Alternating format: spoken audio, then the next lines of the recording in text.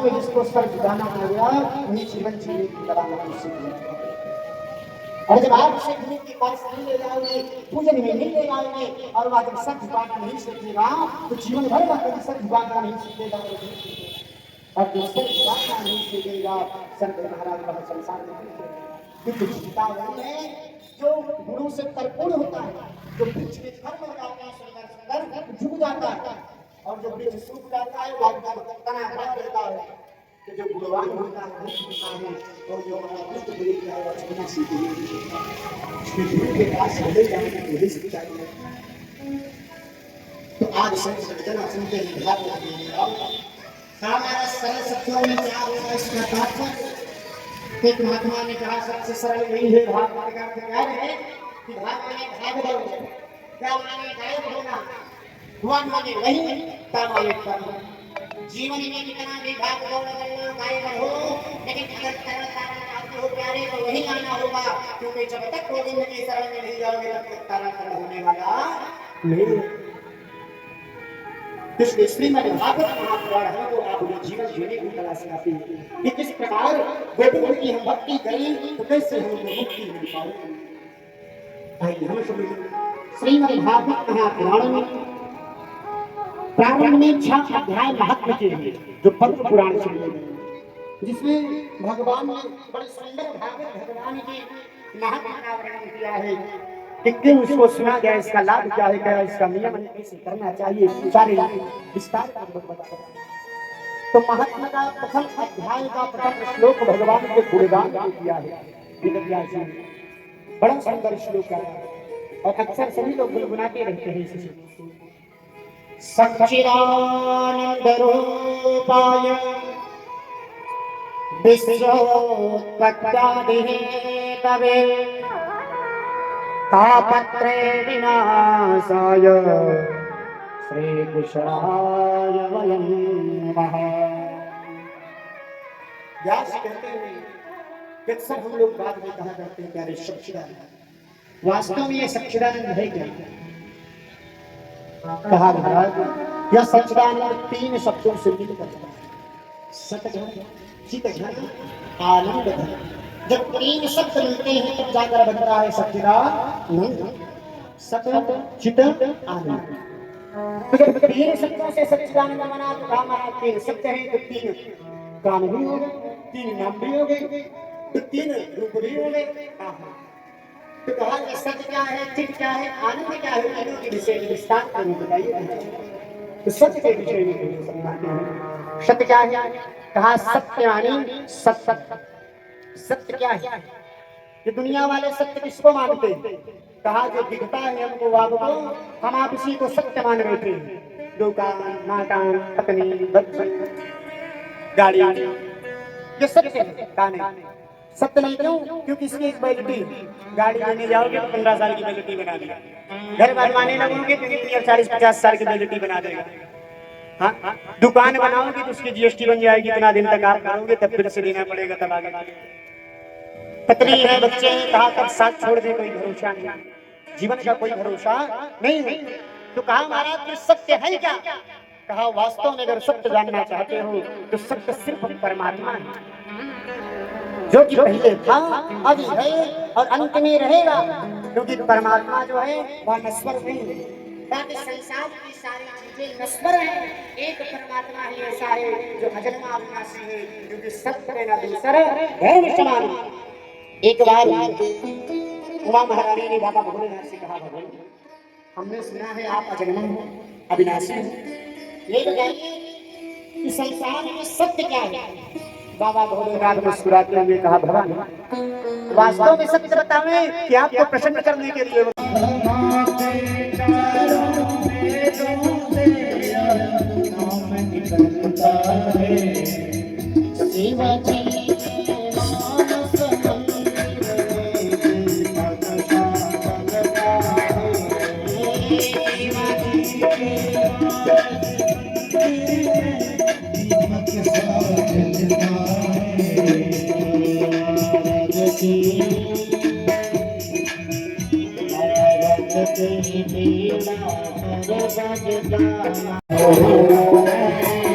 अनुभव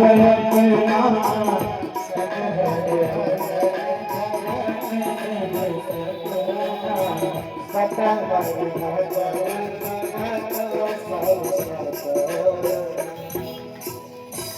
भोलेनाथ ने कहा भाई यदि मेरा अनुभव जानना चाहती हो तो मेरा अनुभव यही है कि सतहरि भजन भगवान का जो भजन है सत्य कहा संसार का जगत सब सपना ये जगत संसार में सब स्वप्न है।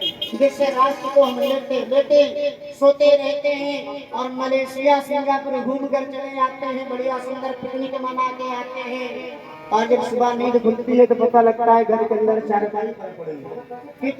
सपना जैसे रात को हमने देखा उसी प्रकार संसार सत्य नहीं। अगर सत्य को चाहे तो आप भगवान का भजन है और वो सत्य नहीं है महाराज, सत्य भजन तो सत्य सिर्फ मृत्यु है, सत्य सिर्फ भगवान का भजन है और बाकी संसार में कुछ सत्य है। दूसरा क्या है चित्त। कहा चित्त क्या है? कहा चित्त यानी प्रकाश। जैसे हमको आपको प्रकाश की आवश्यकता पड़ती है लेकिन परमात्मा जो हमारा है प्यारे वह प्रकाश स्वरूप है, उसको प्रकाश की आवश्यकता नहीं पड़ती क्योंकि जब भगवान कन्हैया में प्राकट हुए हैं देव देवैया के गर्भ से जब भगवान गर्भ स्त्री देवताओं ने किया और भगवान प्रकट हुए कारागार में कंस के तो अपने आप वहां इतना अंधेरी रात में प्रकाश हो गया सारे पहरेदार तो क्या तो भगवान को प्रकाश लेने की आवश्यकता नहीं। चित्त क्या है? चित्त परमात्मा का स्वरूप। तीसरा है आनंद। आनंद क्या है? आनंद है महाराज भगवान का स्वरूप है। कहा क्योंकि संसार में जितने शब्द बने हैं सबका विलोम लेकिन आनंद ऐसा शब्द है जिसका कोई विलोम है ही नहीं। आनंद बढ़ के परमानंद हो जाता है लेकिन आनंद कहीं घटता या उल्टा नहीं होता है क्योंकि आनंद परमात्मा का स्वरूप है। आनंद की अनुभूत जिसको जीवन में हो जाए प्यारे उसके जीवन में तो मंगल ही आ जाए क्योंकि कहा आनंद है कौन? यहाँ बाबा तुलसीदास जी ने आनंद को बताया। कहा वास्तव में आनंद जानना है प्यारे तो जो आनंद सिंह सुख राशि आनंद तो साक्षात राम है, साक्षात भगवान है। लेकिन ये दुनिया वाले आनंद किसको समझते हैं? बढ़िया सुंदर है गाड़ी में बैठ कर चल दिए और कहीं जाकर बढ़िया होटल में भोजन किए, पेट भर गया, घूम कर आए मित्रों के साथ कहते भैया आज तो बड़ा आनंद आ गया। अरे गाड़ी में बैठ लेकिन भगवान का बना और कुछ ऐसे उनके पास इतना संपत्ति है जीवन भर बैठ कर खाए भी कुछ नहीं होगा, इतने साधारण तरीके से चलते हैं जो हम आप उनको समझ ही नहीं पाते। तो क्या कहा यही है त्याग है जीवन में जब हमारे साधारण किया है और ये तभी संभव नहीं जब हम सत्संग करेंगे, जब हम भक्ति करेंगे। अगर सत्संग करेंगे भक्त के पास बैठेंगे तब जैसे इतना लेकिन फिर भी ऐसी इस प्रकार गोविंद की कृपा हो जाएगा पता नहीं हमेशा चरण शरण में लगे रहने चाहिए सबरी के जैसे कभी कृपा करेंगे। इसके लिए सबरी के जैसे कृपा चाहते हैं प्यारे सबरी के जैसे सरल नहीं होता वहां भाव रखना होगा अपनी कुटिया को सजाने बढ़िया फूल लगाने सेवा करना लेकिन आपको समस्या नहीं है। तो मैं जाती को प्रणाम करके माता पिता को प्रणाम करके भगवान के स्वरूप को देखते लेकिन आप ना समझ नींद नहीं खुली रहती, आँख ठीक से खुली नहीं रहती, हाथ चारों तरफ घुमा के मोबाइल चलाए आँख में आ गया। इस प्रकार से शक्ति हो गई है भगवान में। अगर कहीं का शक्ति प्यारे भगवान में हो जाए वास्तव में आपको भगवान मिलेंगे। लेकिन आपकी जो आसक्ति वह सबरी के जैसे हो, वह ध्रुव और प्रहलाद के जैसे हो। जितना जैसे आपके पास मोबाइल एक दिन के लिए हटा दिया जाए तो मानो आपका जीना मुश्किल हो जाता है। उसी प्रकार भगवान से प्रेम कर लो कि जिस दिन आपको भगवान का दर्शन मिले आप भगवान के नाम का जप ना करो, भगवान को भोग ना लगाओ, आपको ऐसा लगे कि मानो आज मेरे जीवन में कुछ है ही नहीं, आज दिन तो हमारे लिए किसी काम का नहीं है। और जब यह अनुभव आप करने लोगों के वास्तव में गोविंद की कृपा कर ही इसलिए होगा कैसे कहा यह अज्ञान जब नष्ट हो जाएगा जब मन में बैठा है मेरा मेरा और वास्तव में आपका कुछ नहीं क्योंकि जब हम पूजा पाठ नहीं करते हैं आचार्य लोग पूजा कराएंगे हम जल देते हैं पूजन के बाद और करते क्या है प्रियताम नमः अर्पण करते हैं यानी हमने जो पूजा किया नमः ये भी मेरा नहीं है ये सब आपका है और आपको अर्पण तो जब सब गोविंद का ही है तो क्यों हम मम करते हैं नमम में ही रहे तो जीवन का उद्धार हो जाएगा क्योंकि ये भागवत महापुराण की कथा हमें जीवन में उद्धार कैसे हो भगवत भक्ति कैसे प्राप्त हो मुक्ति कैसे प्राप्त हो इसका रास्ता इसका मार्ग बताती है वास्तव में ये भागवत है क्या क्योंकि जिस कथा को हम श्रवण करें जब तक हम उसकी विशेषता नहीं जानेंगे तब तक हम क्या इसके विषय में समझ पाएंगे तो सर्वप्रथम हमें यह समझिए कि वास्तव में ये भागवत है क्या और 18 पुराण में श्रीमद् भागवत में ही लगा बाकी अन्य किसी पुराण में श्रीमद् नहीं लगा सब में श्री से ही शिव महापुराण अग्नि पुराण वैवस्वत पुराण अग्नि पुराण कूर्म पुराण भविष्य पुराण जितने भी पुराण है किसी में श्रीमद् नहीं लगा लेकिन भागवत में श्रीमद् क्यों लगा और भागवत वास्तव में क्या संतों ने जाकर महात्माओं से पूछा वास्तव में इसमें श्रीमद् क्यों लगा इसके विषय में बताइए बार बार संतुलित हो करके सत्संग के लिए लगे कहा वास्तव में चारों वेदों से यह नाम निकलता है चारों वेदों से यह नाम निकलता है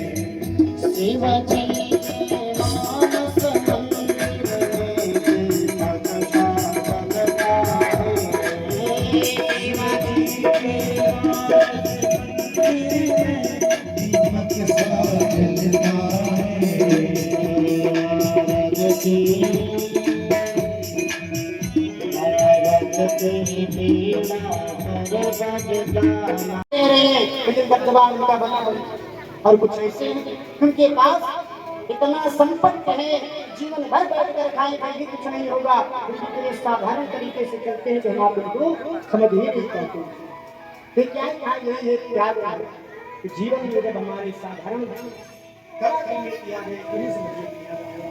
और ये भले संभव नहीं जब हम सत्संग करेंगे जब हम भक्ति करेंगे अगर सत्संग करेंगे भक्ति के पास बैठेंगे और वास्तव में जिसको सर झुकाना पड़ेगा उन्हें जीवन जीने की कला और जब आप उसे गुरु के पास नहीं ले जाओगे पूजन में नहीं ले जाओगे और वह जब सर झुकाना नहीं सीखेगा तो जीवन भर वह कभी सर झुकाना नहीं सीखेगा और सर झुकाना नहीं सीखेगा संत महाराज वह संसार में जीता वही है जो गुरु से परिपूर्ण होता है जो वृक्ष में धर्म हो जाता है सुंदर सुंदर झुक जाता है और जो वृक्ष सूख जाता है वह तना बड़ा रहता है तो जो गुणवान होता है वृक्ष होता है और जो दुष्ट बुरी है वह झुकना सीखेगा गुरु के पास चले जाने की वही शिक्षा है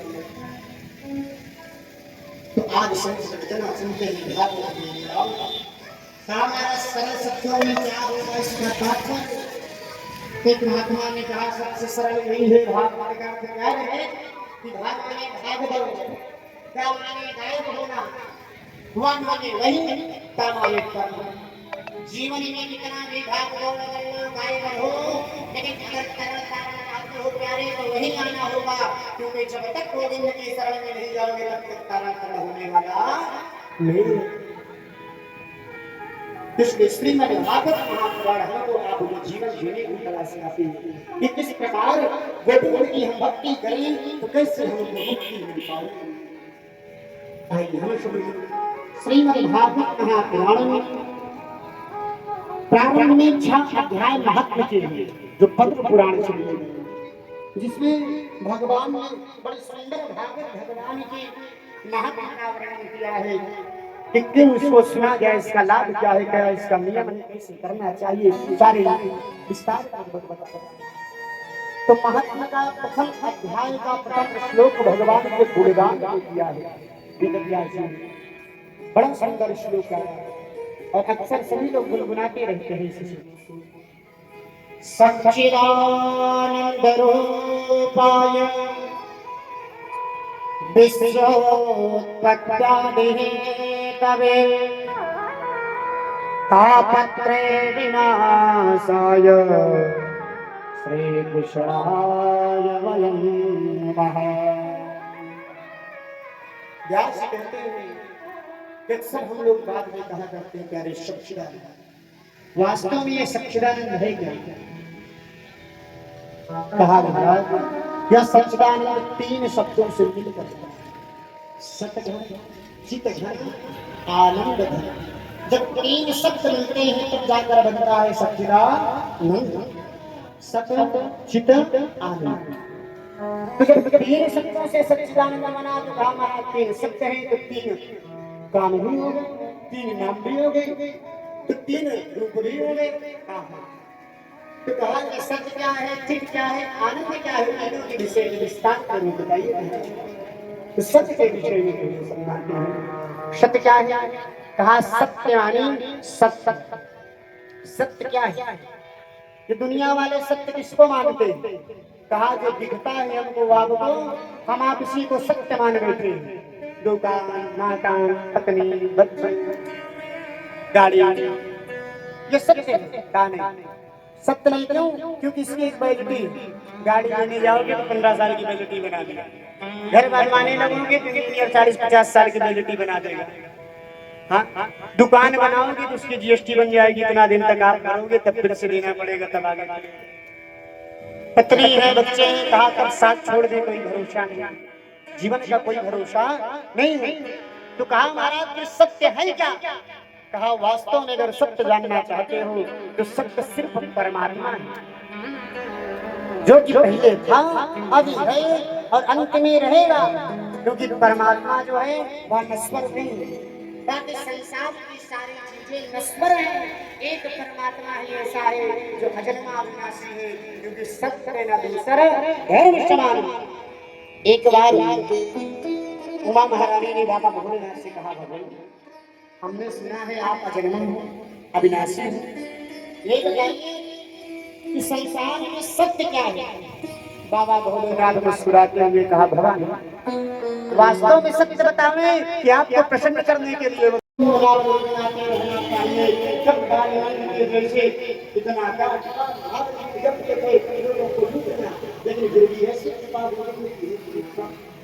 इस प्रकार गोविंद की कृपा हो जाएगा।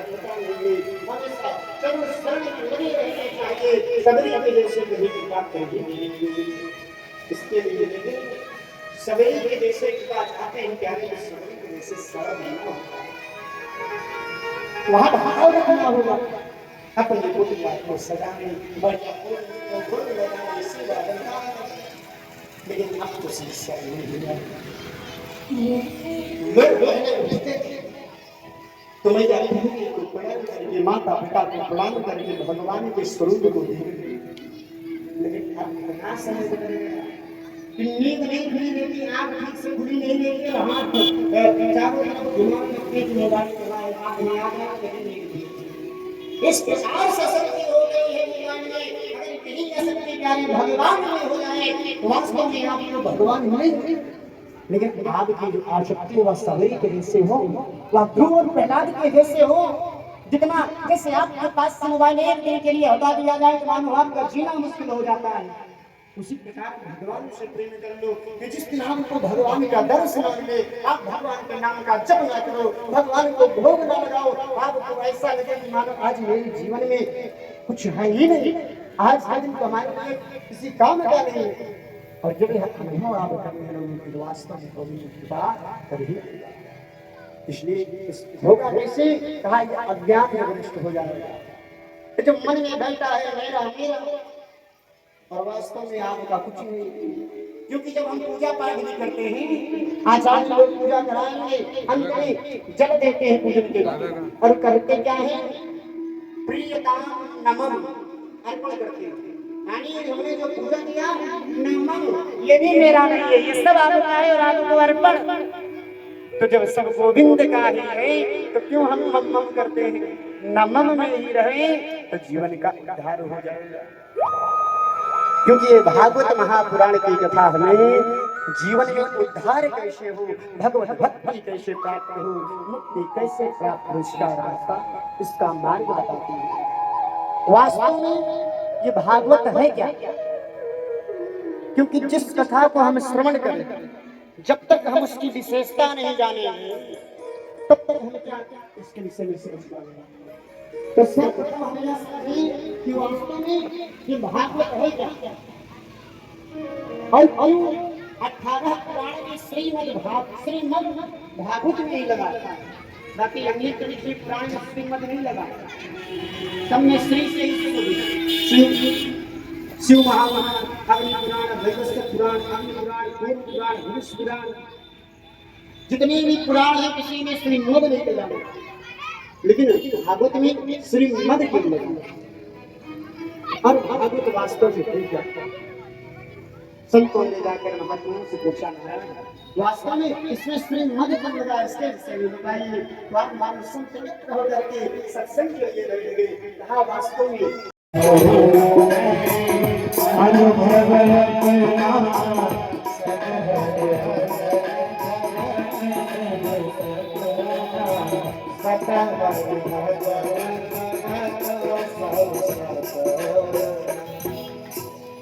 भोले भोलेनाथ ने कहा, भाई यदि मेरा अनुभव जानना चाहती हो तो मेरा सतहरि भजन, भगवान का जो भजन ही सत्य जाती था, संसार का जगत सब सत्य है। जगत संसार जो है स्वप्न है। जैसे राष्ट्र को हम लेटे सोते रहते हैं और मलेशिया सिंगापुर घूम कर चले आते हैं, बढ़िया सुंदर पिकनिक मना के आते हैं, और जब सुबह नींद खुलती है तो पता लगता है घर के अंदर चारपाई पर पड़े। क्या है सपना जैसे रात को हमने देखा, उसी प्रकार संसार सत्य है। अगर सत्य को चाहे तो आप भगवान का भजन है, और वो सत्य नहीं है महाराज, सत्य हरि भजन।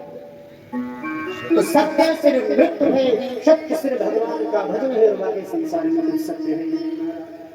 दूसरा क्या है? चित्त। कहा चित्त क्या है? कहा चित्त यानी प्रकाश। जैसे हमको आपको प्रकाश की आवश्यकता पड़ती है, लेकिन परमात्मा जो हमारा है क्या? वह प्रकाश स्वरूप है, उसको प्रकाश की आवश्यकता नहीं पड़ती। क्योंकि जब भगवान कन्हैया में प्राकट्य हुए हैं, देव देवैया के गर्भ से जब भगवान गर्भ स्त्री देवताओं ने किया और भगवान प्रकट हुए कारागार में कंस के, तो अपने आप वहां इतना अंधेरा में प्रकाश हो गया, सारे पहरेदार सो गए। तो क्या तो भगवान को प्रकाश लेने की आवश्यकता नहीं। चित्त क्या है? चित्त परमात्मा का स्वरूप। तीसरा है आनंद। आनंद क्या है? आनंद है महाराज भगवान का स्वरूप है। कहा क्योंकि संसार में जितने शब्द बने हैं सबका विलोम, लेकिन आनंद ऐसा शब्द है जिसका कोई विलोम है ही नहीं। आनंद बढ़ के परमानंद हो जाता है, लेकिन आनंद कभी घटता या उल्टा नहीं होता है, क्योंकि आनंद परमात्मा का स्वरूप है। आनंद की अनुभूति जिसको जीवन में हो जाए जाने, उसके जीवन में तो मंगल ही आ जाए। क्योंकि जहाँ आनंद है बहुत, तो यहाँ बाबा तुलसीदास जी ने आनंद को बताया। कहा वास्तव में आनंद जानना है प्यारे, तो जो आनंद सिंह सुख राशि, आनंद तो साक्षात राम है, साक्षात भगवान है। हाँ, लेकिन ये दुनिया वाले आनंद किसको समझते हैं? बढ़िया सुंदर है सीधी गाड़ी में बैठ कर चल दिए और कहीं जाकर बढ़िया होटल में भोजन किए, अब पेट भर गया, घूम कर आए मित्रों के साथ, कहते भैया आज तो बड़ा आनंद आ गया।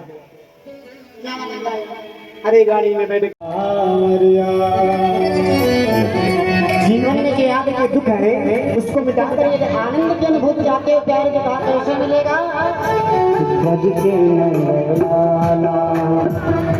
राधा दुख सावरिया सब दुख दूर हुए जगत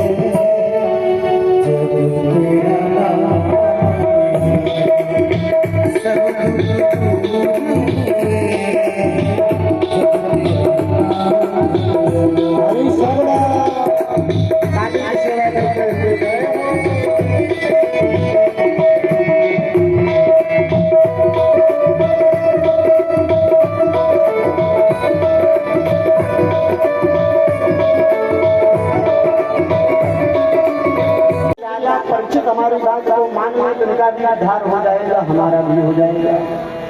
कहा किया जाएगा। सुखदेव जी ने कहा बताइए क्या उपाय ले आए? देवता लोग कहते हैं महाराज एवं विनमये जाते सुधारा क्या प्रगीयता प्रपश्यामो वयं सर्वे श्रीमद्भागवतामृतम्।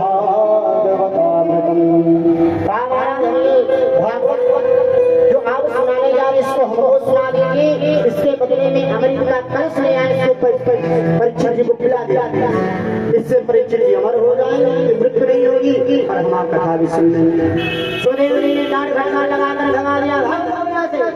अरे मूर्खो, व्यापार करने भी आए हो तो व्यापारी सही बन के आना चाहिए। तुम तो एक कांच का टुकड़ा देकर के हीरा मांग रहे हो। भाग जाओ यहाँ से। देवताओं को फटकार लगाकर भगाया। अब सारे देवता ब्रह्मा जी के पास जाकर शिकायत किए महाराज श्रीमद्भागवत महापुराण भगवान कृष्ण स्वयं आकर साक्षात विराजमान। जब भगवान राम को जैसे धाम लीला करते उन्होंने भी कहा अब आप जा रहे हो तो भक्तों का उद्धार कल्याण कैसे होगा? तो भगवान बैठे देखते कुंज में निकलता है और वो जाकर श्रीमद्भागवत महापुराण में लीन हो जाता है। तो भगवान उनको से कहते हो कलयुग में यही नहीं करना। फिर भगवान श्रीमद्भागवत महापुराण में निकलने का उसकी मुक्ति को सुनिश्चित है। जब अगर कथा नहीं सुनी